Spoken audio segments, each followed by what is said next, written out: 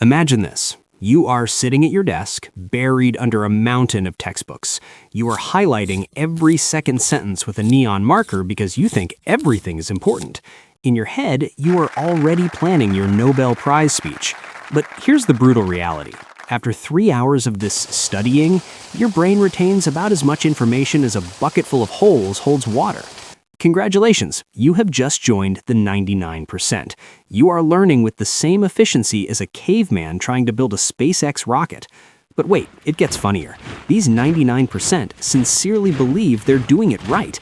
They sit in the library until they rot, writing notes the size of a novel, and proudly tell their friends, "I studied for 8 hours today." And the result? The knowledge evaporates faster than money after payday. The exam becomes a game of Russian roulette where you just pray for luck. Here's the secret the rich know. Real learning requires less time, but more brains. Don't worry, it's actually easy. I did the research for you. Today, I will show you 6 scientifically proven methods to learn faster and remember forever. Let's go. Method 1, the 80-20 rule, Pareto principle.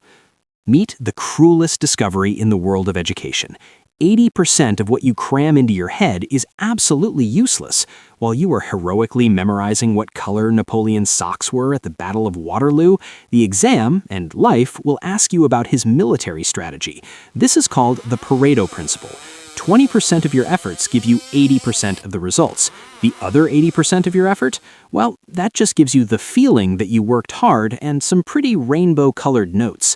The typical perfectionist student reads the textbook from cover to cover. He memorizes every footnote. He knows the biography of every minor character, but he has no clue what actually matters. It's like preparing for a date by studying the entire history of the perfume industry instead of just taking a shower. Smart students, they go to the professor, or the market, and ask what is actually on the test, and they study only that. Is it brutal? Yes. Is it effective? Absolutely. Stop being a collector of useless junk. Find your 20% and become an expert in that. Method 2, the timer paradox, Parkinson's law. How to turn your brain into a Formula One car using a simple timer. Here's a psychological paradox. Give yourself all day to study, and you will procrastinate till midnight. You will doom scroll Instagram, clean your room, and stare at the wall. But set a timer for 30 minutes, and suddenly you become an academic Schumacher, racing through knowledge at insane speeds. Why does this happen? Your brain is a manipulative liar. When there's a lot of time, it says, "Relax, we have all day. Let's look at memes." But when the timer starts, it panics. "Oh God, only 30 minutes. We need to work now." And the magic begins. Instead of lazily chewing on information, you enter survival mode. No philosophical thoughts, no getting distracted by the cat, pure focus. Plus, after 30 minutes, you get a guilt-free 5-minute break. You can scroll TikTok without hating yourself. This isn't procrastination, it's a tactical reset. So the most effective way to learn is to create artificial panic. Your brain works better under pressure than a supercomputer. Method 3, the Feynman technique, the idiot test. Explain it to a 5-year-old. Albert Einstein wasn't just a genius, he was a ruthless destroyer of fake intellectuals. His golden rule, if you can't explain it simply, you don't understand it well enough. In modern terms, most A students are just advanced parrots with good memory. Imagine this scene. You spent 3 hours memorizing quantum mechanics. You can quote the textbook perfectly. You feel like the next Stephen Hawking. But now, try to explain the Heisenberg uncertainty principle to your grandma or your 5-year-old nephew. Well, it's like particles and stuff. It's complicated. Fail. You just failed the Einstein Test. The Feynman technique works as a lie detector for your knowledge. You can juggle fancy scientific terms, cool, but that's not understanding. But when you can explain a complex topic using simple analogies, that's when you own the knowledge.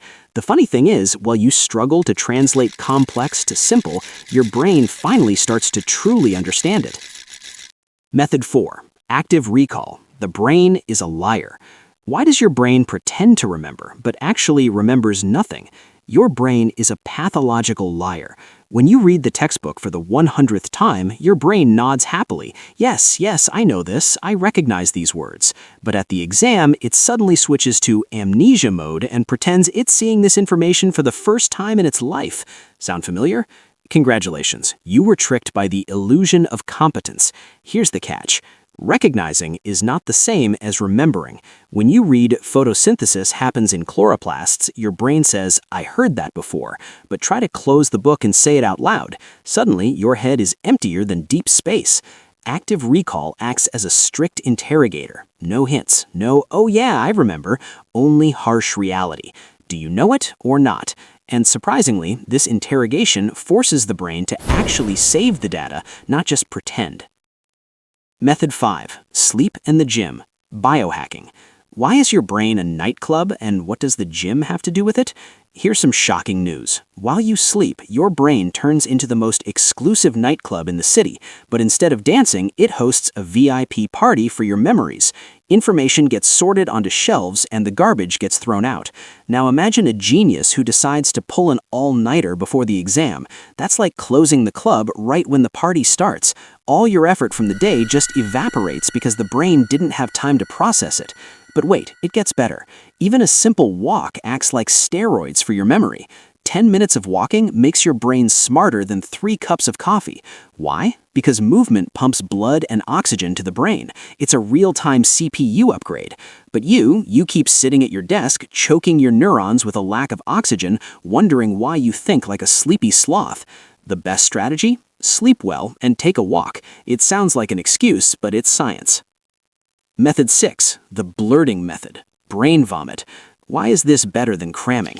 Meet the most brutal method to test your knowledge, the Blurting Method. Sounds gross? Perfect. Your brain will find it unpleasant too, which means it will remember it forever. The principle is simple. Read a chapter, close the book, and vomit everything you remember onto a blank piece of paper.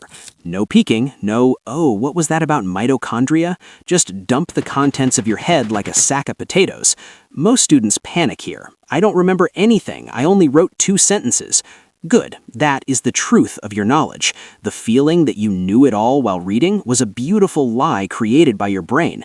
The sadistic part is when you open the book and see how much you missed, but those gaps become superglue for memory. Your brain says, damn, I failed. I need to remember this next time. Result? The information is carved into your mind forever. Let's summarize. To learn faster and get rich faster, you need the protocol. The 80-20 rule. 20% of the material gives you 80% of the grade. Focus on the high-value targets. The 30-minute sprint. Create artificial urgency. 30 minutes of focus plus 5 minutes of rest. The Feynman technique. Explain it to a 5-year-old. If you can't, you don't know it. Active recall. Test yourself. Passive reading is for losers. Sleep and sweat. Your brain saves files while you sleep. Walking upgrades your CPU. The Blurting Method. Read, close, write it all down. It hurts, but it works. Bonus rule. Work smart, not just hard. Subscribe to the channel if you want to join the top 1%.